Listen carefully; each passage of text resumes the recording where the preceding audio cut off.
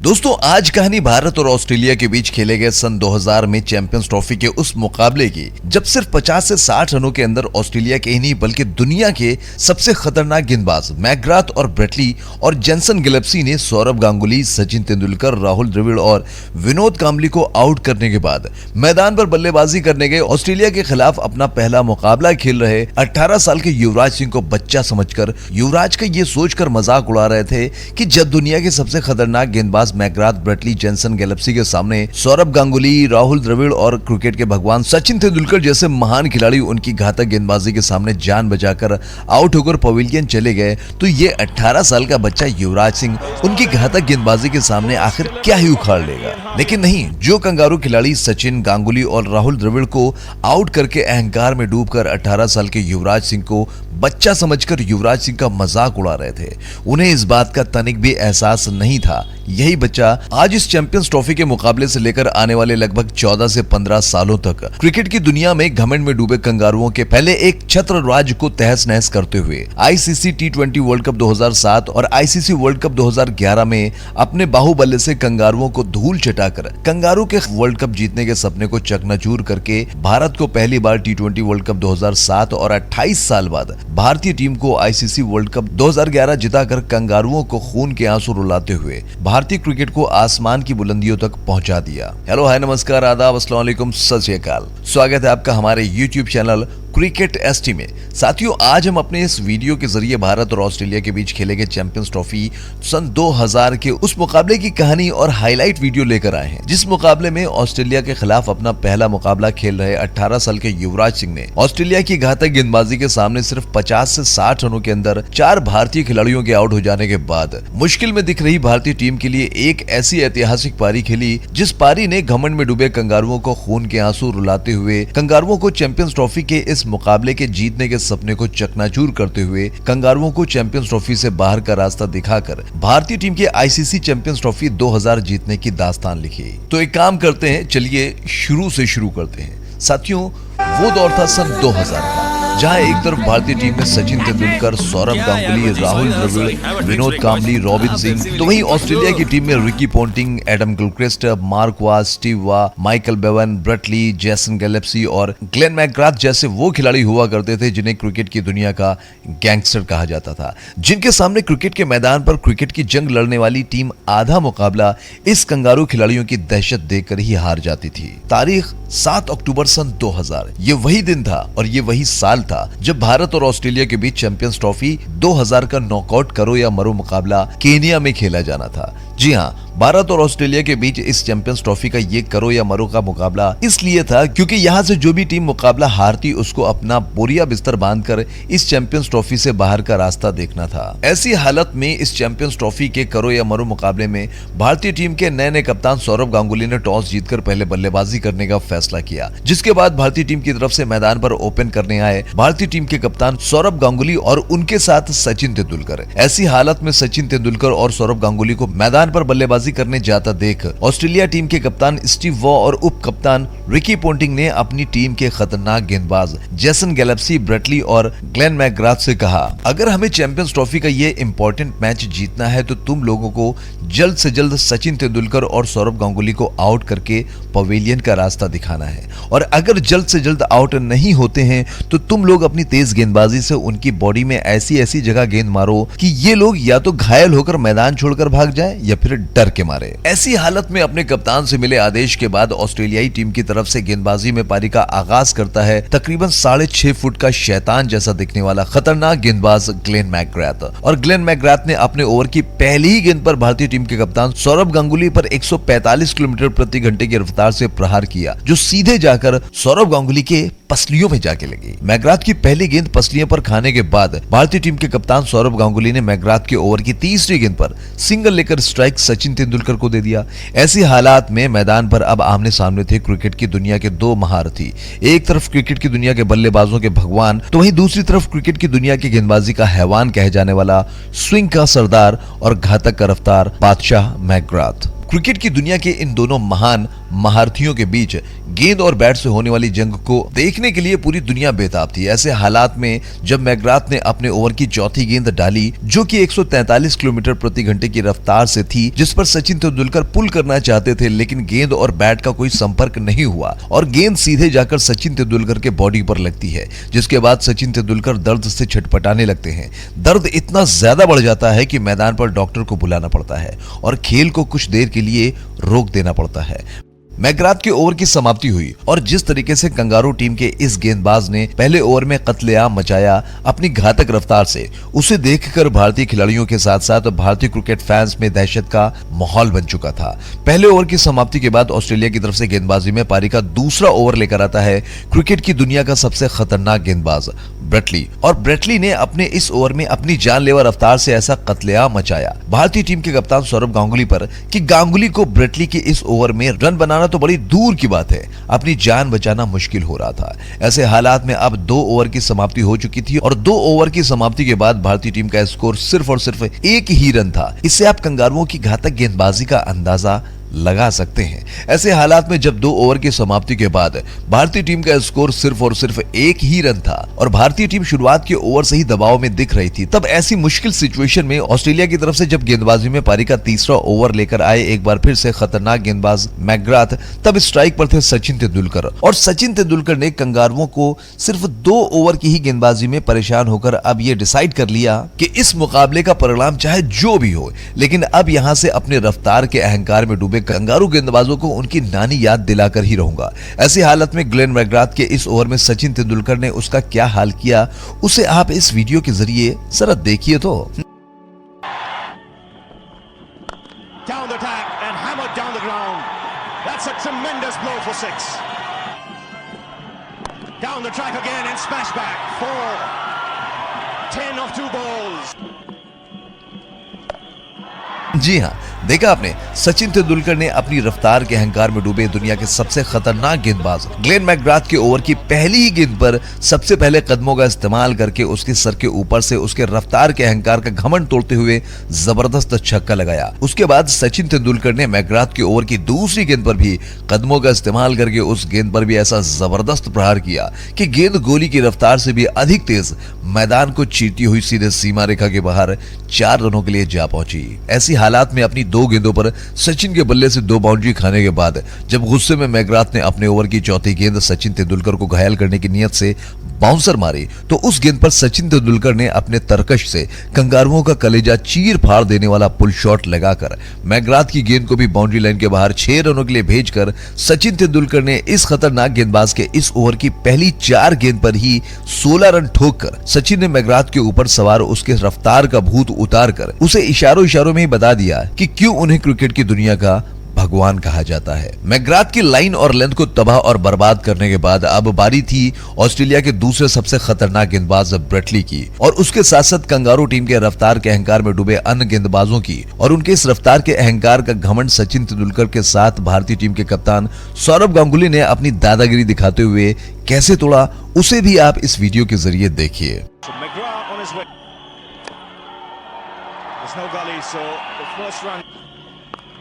It's in the air, pass point.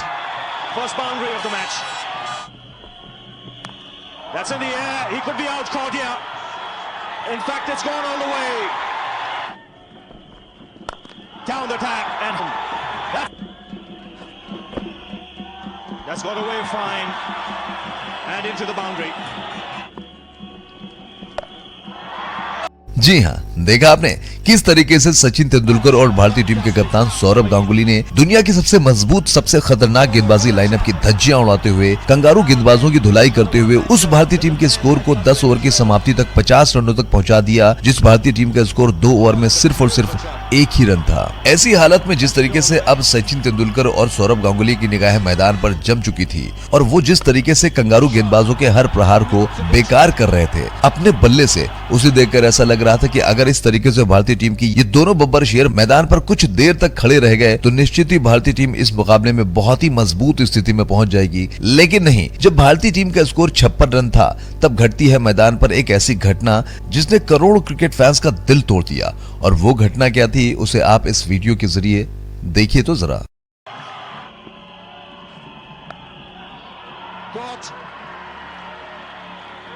They are so good in the slips, these Australians. Damien Martin, the catcher.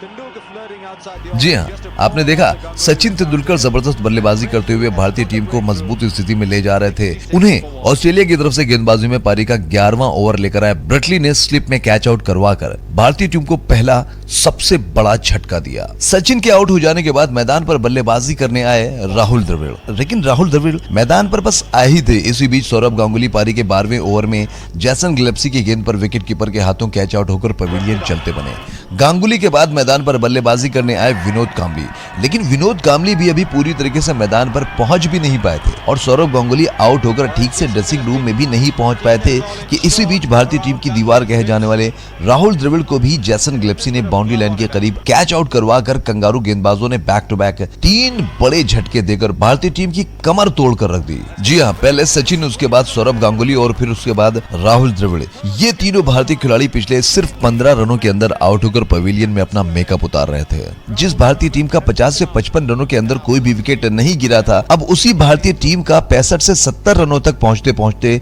3 बड़े स्तंभ कहे जाने वाले त्रिदेव Sachin, Ganguly, Dravid out होकर pavilion जा चुके थे। ऐसी हालत में इन तीनों भारतीय दिग्गज खिलाड़ियों के कंगारू गेंदबाजों की खतरनाक गेंदबाजी के सामने आउट होकर पवेलियन जाने के बाद अब पूरी दुनिया ने यह मान लिया था कि भारतीय टीम अब यहां से बहुत ज्यादा से ज्यादा 150 या 160 रनों के अंदर ही ऑल आउट हो जाएगी, क्योंकि अब यहां से भारतीय टीम के बल्लेबाजी में सिर्फ रॉबिन सिंह और एक नया लड़का जो बमुश्किल 17 से 18 साल का था, जिसका नाम युवराज सिंह था, जो इस मुकाबले के जरिए अपना पहला मुकाबला खेल रहा था ऑस्ट्रेलिया के खिलाफ, वही बचा हुआ था। और यही सोचकर कंगारू खिलाड़ी भी सचिन, गांगुली और द्रविड़ को आउट करने के बाद ऐसे जश्न मना रहे थे जैसे कंगारुओं ने सचिन, द्रविड़ और गांगुली को आउट नहीं किया, बल्कि भारतीय टीम को इस चैंपियंस ट्रॉफी में हराकर बाहर का रास्ता दिखा दिया हो। ऐसी हालत में द्रविड़ के आउट हो जाने के बाद भारतीय टीम में अक्सर 5 नंबर पर बल्लेबाजी करने के लिए रॉबिन आया करते थे, लेकिन आज भारतीय टीम के कप्तान सौरभ गांगुली ने रॉबिन सिंह की जगह पर 5 नंबर पर 17 से 18 साल के बच्चे जैसे युवराज सिंह को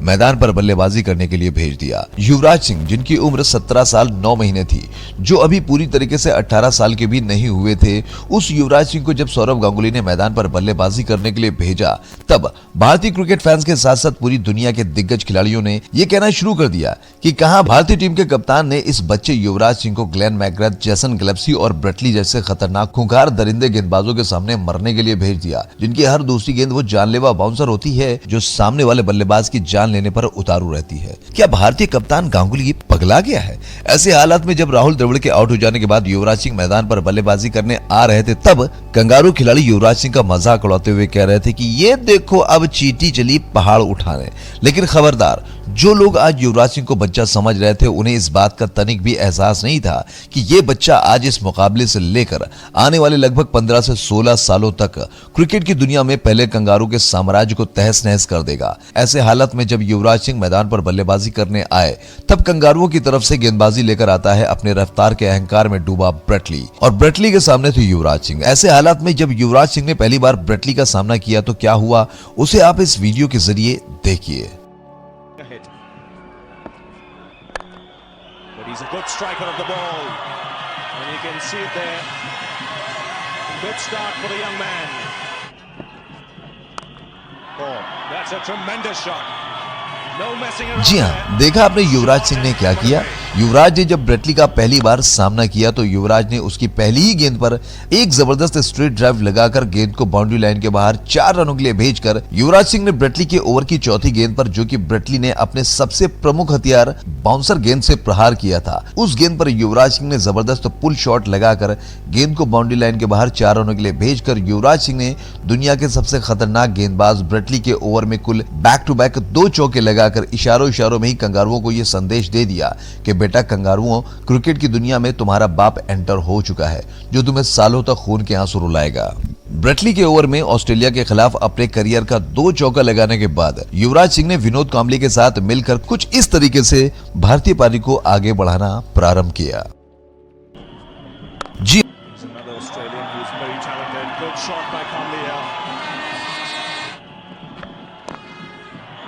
That's a lovely. हाँ, इस दौरान विनोद कांबली ने संभल कर बल्लेबाजी करते हुए बीच बीच में खराब गेंदों को बाउंड्री लाइन के बाहर भेजकर विनोद कांबली और युवराज सिंह ने 60 गेंदों पर 50 रनों की पार्टनरशिप करके भारतीय टीम के स्कोर को 120 रनों के करीब पहुंचा दिया। ऐसे हालात में भारतीय टीम का स्कोर 120 रनों के करीब था, तब ऑस्ट्रेलिया की तरफ से गेंदबाजी में पारी का 25वां ओवर लेकर आया ऑस्ट्रेलिया का सबसे खतरनाक ऑस्ट्रेलिया का कप्तान स्टीव वॉ। और स्टीव वॉ ने 29 रनों की पारी खेलकर भारतीय टीम को धीरे धीरे मजबूत स्थिति में ला रहे विनोद कांबली को विकेट कीपर के हाथों कैच आउट करवाकर भारतीय टीम को चौथा झटका दे दिया। विनोद कांबली के आउट हो जाने के बाद मैदान पर बल्लेबाजी करने आए रॉबिन सिंह। ऐसी हालत में विनोद कांबली के आउट हो जाने के बाद एक बार फिर से भारतीय टीम के ऊपर संकट के बादल मंडराने लगे, क्योंकि अभी भी यहां से 25 ओवर का खेल बचा हुआ था और भारतीय टीम के 4 प्रमुख खिलाड़ी आउट होकर पवेलियन जा चुके थे। ऐसी हालत में जब रॉबिन सिंह मैदान पर बल्लेबाजी करने आए, तब युवराज सिंह, जिनकी निगाहें मैदान पर जम चुकी थी, वो रॉबिन सिंह के पास जाते हैं और उन्होंने रॉबिन सिंह से कहा कि पाजी,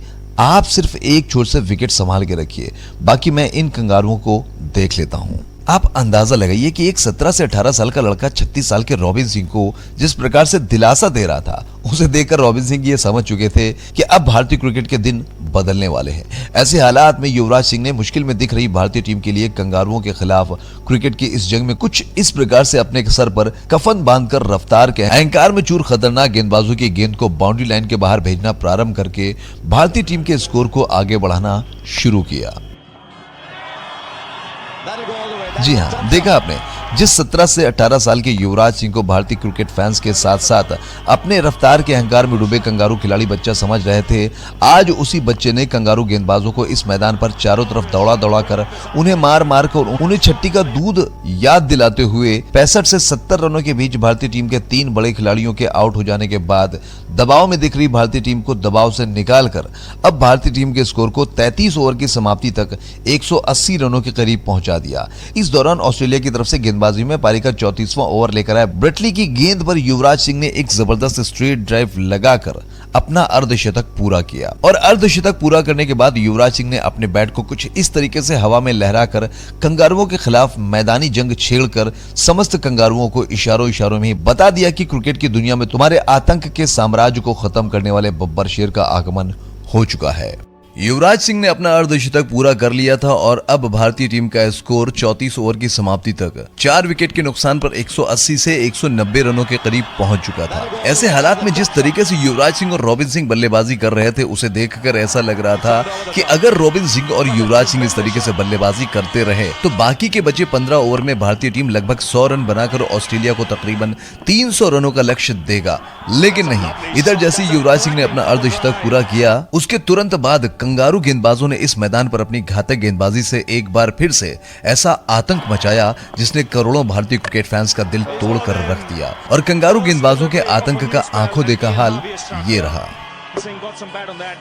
जी हाँ, देखा आपने, जब भारतीय टीम बड़े लक्ष्य की तरफ बढ़ रही थी, तब ऑस्ट्रेलिया की तरफ से गेंदबाजी में पारी का 35वां ओवर लेकर आए लन हार्वे की गेंद पर भारतीय टीम के सबसे सीनियर अनुभवी खिलाड़ी रॉबिन सिंह 30 गेंद पर 19 रनों की पारी खेलकर आउट होकर पवेलियन चलते बने। रॉबिन सिंह के आउट हो जाने के बाद भारतीय टीम की तरफ से मैदान पर बल्लेबाजी करने आए विजय दहिया, लेकिन विजय दहिया भी कुछ खास कमाल नहीं कर पाए और 11 गेंदों पर सिर्फ 5 रनों की पारी खेलकर ब्रेटली की रफ्तार में गिरफ्तार होकर आउट होकर पवेलियन चलते बने। विजय दहिया के आउट हो जाने के बाद भारतीय टीम की तरफ से मैदान पर बल्लेबाजी करने आए अजीत अगरकर, लेकिन अजीत अगरकर भी कुछ खास कमाल नहीं कर पाए और जब भारतीय टीम का स्कोर 212 रन था, तब अजीत अगरकर भी महज 3 रन बनाकर शेनली की गेंद पर आउट होकर पवेलियन चलते बने। अजीत अगरकर के बाद भारतीय टीम की तरफ से मैदान पर बल्लेबाजी करने आए अनिल कुंबले। जी हां साथियों, जिस भारतीय टीम के 190 रनों तक सिर्फ 4 खिलाड़ी आउट हुए थे, अब उसी भारतीय टीम के 212 रनों तक पहुंचते पहुंचते 7 खिलाड़ी आउट होकर पवेलियन जा चुके थे। यानी पिछले 20 से 22 रनों के अंदर कंगारू गेंदबाजों ने 3 भारतीय खिलाड़ियों को आउट करके एक बार फिर से भारतीय टीम को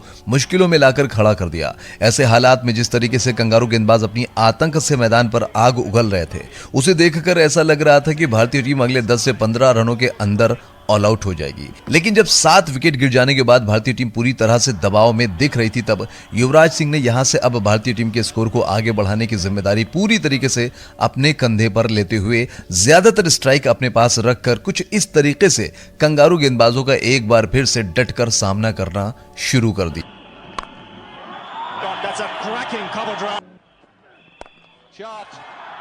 That's a tremendous ball. Yeah. One bounce. इस दौरान न सिर्फ युवराज सिंह ने देखते ही देखते मुश्किल में दिख रही भारतीय टीम के स्कोर को 250 रनों के करीब पहुंचा दिया, बल्कि महज 18 साल के युवराज सिंह ने, जो कि ऑस्ट्रेलिया के खिलाफ अपना पहला मुकाबला खेल रहे थे, वो 84 रनों पर बल्लेबाजी करते हुए अपने शतक की तरफ बढ़ रहे थे। अब यहां से युवराज सिंह को अपना शतक पूरा करने के लिए सिर्फ और सिर्फ 16 रनों की जरूरत थी। ऐसी हालत में युवराज सिंह अपने शतक की तरफ बढ़ रहे थे तो पूरा हिंदुस्तान इस बच्चे की इस महान पारी को देखकर ये दुआ कर रहा था कि युवराज सिंह ऑस्ट्रेलिया के खिलाफ अपने पहले मुकाबले में शतक बनाए, लेकिन ईश्वर को कुछ और ही मंजूर था। जी हां, क्योंकि इस दौरान ऑस्ट्रेलिया की तरफ से गेंदबाजी में पारी का 46वां ओवर लेकर आए शेनली की गेंद पर युवराज सिंह छक्का लगाकर भारतीय टीम के स्कोर को तेजी से आगे बढ़ाना चाहते थे, लेकिन गेंद युवराज सिंह के बैट पर ठीक तरीके से नहीं आई और युवराज सिंह 80 गेंद पर 84 रनों की महत्वपूर्ण पारी खेलकर चैंपियंस ट्रॉफी के इस महासंग्राम में अपने विकेट का बलिदान देकर पवेलियन की तरफ चलते बने। जी हां साथियों, युवराज सिंह पारी के 14वें ओवर में तब बल्लेबाजी करने आए थे जब भारतीय टीम का स्कोर 60 से 70 रनों के बीच था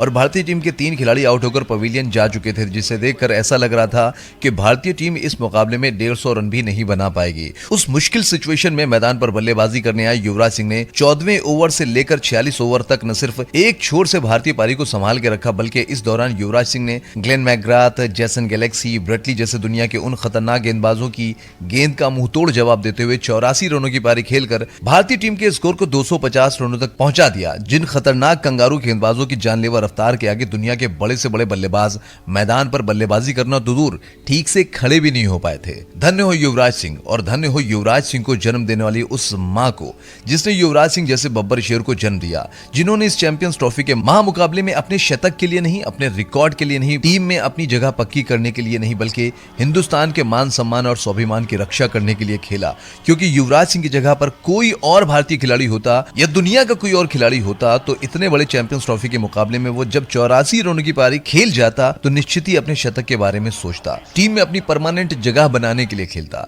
युवराज सिंह जब आउट हुए उस समय भारतीय टीम का स्कोर 250 रन था। युवराज सिंह के आउट हो जाने के बाद मैदान पर बल्लेबाजी करने आए जहीर खान ने अनिल कुंबले के साथ मिलकर निर्धारित 50 ओवरों की समाप्ति तक भारतीय टीम के स्कोर को 265 रनों तक पहुंचाकर कंगारू को इस मुकाबले में 266 रनों का लक्ष्य दिया। ऐसी हालत में जब भारतीय टीम से मिले 266 रनों के लक्ष्य का पीछा करने के लिए कंगारू टीम के बल्लेबाज मैदान पर बल्लेबाजी करने आए तो कंगारुओं ने अपने पुराने अंदाज में भारतीय टीम के गेंदबाजों की लाइन और लेंथ की धज्जियां उड़ाते हुए जीत की तरफ बढ़ रहे थे। तब युवराज सिंह ने वेंकटेश प्रसाद की गेंद पर लन हार्वे का अद्भुत अविश्वसनीय कैच लेकर, तो वहीं लन हार्वे के बाद जब उस दौर में ऑस्ट्रेलिया ही नहीं बल्कि पूरी दुनिया का सबसे खतरनाक बल्लेबाज माइकल बेवन 42 रनों की तूफानी पारी खेलते हुए ऑस्ट्रेलिया को बिल्कुल जीत के करीब लाकर खड़ा कर दिया था। उस माइकल बेवन को अपने रॉकेट थ्रो के जरिए रन आउट करके युवराज सिंह ने इस चैंपियंस ट्रॉफी के नॉकआउट मुकाबले में पहले 84 रनों की पारी, उसके बाद कैच और रनआउट के जरिए 2 खतरनाक कंगारू बल्लेबाजों को पवेलियन का रास्ता दिखाकर युवराज सिंह ने भारतीय टीम को इस मुकाबले में 20 रनों से जीत दिलाकर कंगारुओं को अपने करियर के पहले ही मुकाबले में चैंपियंस ट्रॉफी से बाहर का रास्ता दिखाने में अपनी प्रमुख भूमिका निभाई। साथियों, आप चैंपियंस ट्रॉफी के इस मुकाबले में युवराज सिंह के द्वारा दिए गए योगदान को 10 में से कितना नंबर देना चाहते हैं, वीडियो में कमेंट करके बताना मत भूलिएगा और चलते चलते हमारे इस YouTube चैनल क्रिकेट ST को सब्सक्राइब करना मत भूलिएगा। जय हिंद, जय भारत, धन्यवाद। Dives to his left and takes a very, very good catch. Look at that. It's not an easy catch. He's got to dive a long, long way. Michael Bevan is the